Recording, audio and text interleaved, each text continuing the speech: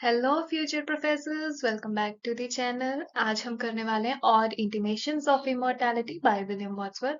ये भी एक बहुत ही फेमस और डीप फिलोसॉफिकल पोएम है जो विलियम वर्ड्सवर्थ ने लिखी है। ठीक है, और ये हमारे एग्जाम रिलेटेड व्यू से भी बहुत इंपॉर्टेंट है। ठीक है, आज हम विलियम वर्ड्सवर्थ की इस पोएम के बारे में पढ़ेंगे।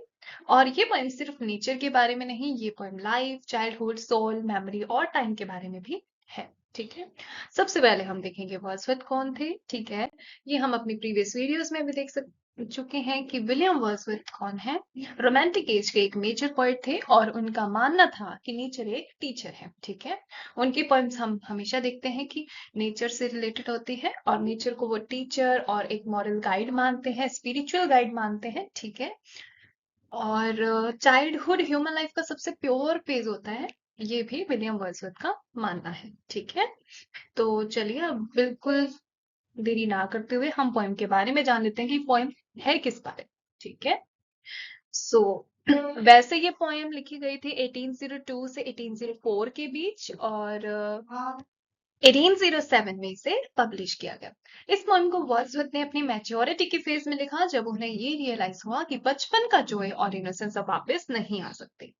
इसलिए ये पोएम एक रिफ्लेक्शन है, ना सिर्फ नेचर पर बल्कि पोइट के खुद की लाइफ जर्नी पर भी। ठीक है, ये पोएम ओड है और ओड का मतलब होता है कि एक सीरियस और एलिवेटेड पोएम जो डीप आइडियाज और स्ट्रॉन्ग इमोशंस को एक्सप्रेस करती है। ठीक है, वैसे ये एक फिलोसॉफिकल, मेडिटेटिव और एक रोमांटिक पोएम है। ठीक है, और इसमें कोई रेगुलर राइम स्कीम या फिक्स्ड स्टेंजा पैटर्न नहीं देखते हम। ये पोएम का जो रिदम है वो कंट्रोल्ड और म्यूजिकल है। वर्dsworth ने स्ट्रिक्ट राइम यूज नहीं की ताकि थॉट्स नेचुरल फ्लो में आए, बिल्कुल ह्यूमन थिंकिंग की तरह। और ये हम जानते हैं कि जो वर्dsworth है वो हमेशा से ही एक कॉमन पीपल लैंग्वेज में लिखते आए हैं। ठीक है, उसके बाद अब ओवरऑल समरी जो है वो हम देख लेते हैं। और ये समरी आपको मतलब से लाइन टू लाइन एक्सप्लेनेशन पढ़ोगे तो भी आपको बहुत आसानी से समझ आ जाएगी। वैसे आपको पढ़ने की जरूरत नहीं पड़ेगी क्योंकि इसमें ओवरऑल बहुत अच्छे से एक्सप्लेन कर रखा है पूरी बात को। ठीक है, तो पोएम की शुरुआत में पोएट कहते हैं पहले नेचर उसके लिए हेवनली लाइट से भरी हुई थी। ठीक है, फील्ड्स, फ्लावर्स, सनराइज, सब कुछ डिवाइन लगता था। लेकिन अब नेचर अब भी ब्यूटीफुल तो है, लेकिन पोएट को लगता है कुछ अंदर से छूट गया है। ये लॉस नेचर का नहीं, ये लॉस पोएट के परसेप्शंस का है इस पर। ठीक है, वर्ड्सवर्थ यहाँ एक फिलोसॉफिकल आइडिया इंट्रोड्यूस करते हैं जिसे कहते हैं pre existence of the soul.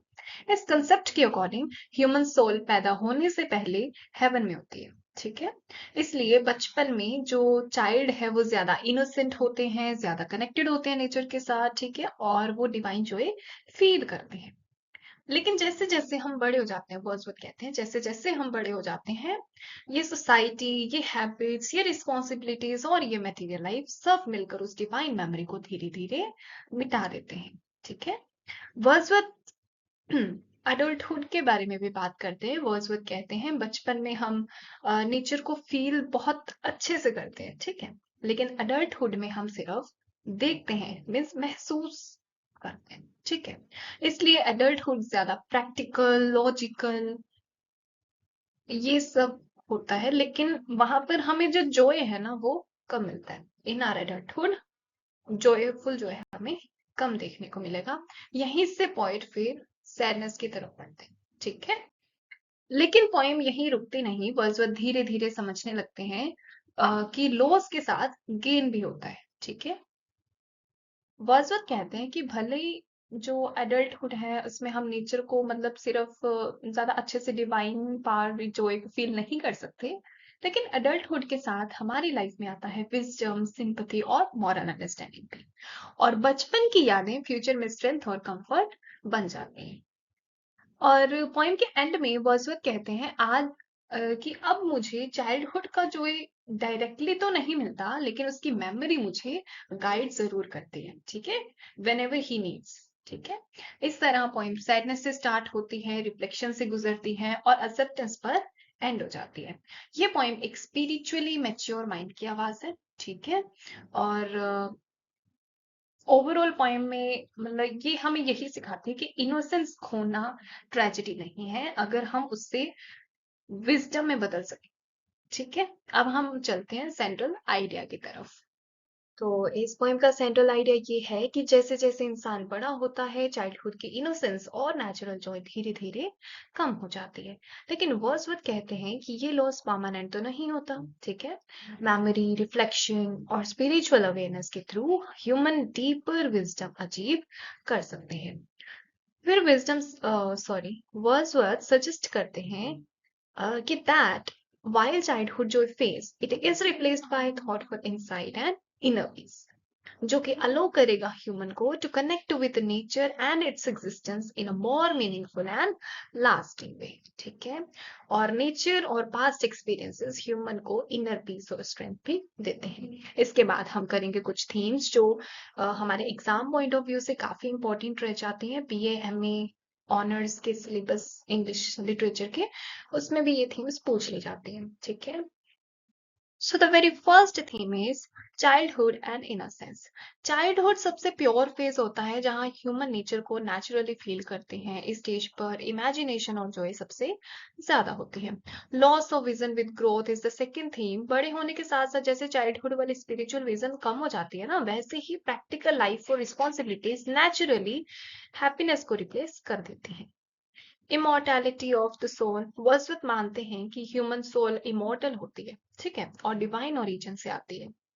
Children इस डिवाइन वर्ल्ड के ज्यादा क्लोज होते हैं। ठीक है, nature as a spiritual teacher, nature सिर्फ ब्यूटी नहीं बल्कि स्पिरिचुअल गाइडेंस भी देती है। ठीक है, और ये ह्यूमंस को पीस, पेशेंस और इनर स्ट्रेंथ सिखाती है। And the very last is memory and consolation. Past की मेमोरीज लॉस को हील करती हैं। ठीक है, और कंफर्ट देती हैं। मेमोरी के थ्रू ह्यूमंस डीपर विजडम और इमोशनल बैलेंस पाते हैं। ये हमने बाकी पोइम्स में भी थीम्स पढ़ी होंगी, जैसे मेमोरी वाली नेचर, या एक इंपॉर्टेंट थीम थी रोमांटिसिज्म वाली, जैसे टिंटन एबे में हमने पढ़ा है। ठीक है, और इनके बाकी सभी पोइम्स जैसे the world is too much with us, daffodil, solitary reaper, ये सब हम पहले कवर कर चुके हैं और उनमें भी काफी अच्छे अच्छे थीम्स हैं। ठीक है, इसका ओवरऑल कंक्लूजन तो यही है कि ये जो पोइम है ना, हमें सिखा रही है कि इनोसेंस खोने से हमारी जो ट्रेजेडी है, उससे हमारे साथ कोई ट्रेजेडी नहीं हो रही है, बल्कि अगर हम उससे विजडम में बदल सकें तो। ठीक है, आई होप सो कि आपको ये वीडियो काफी अच्छी लगी होगी।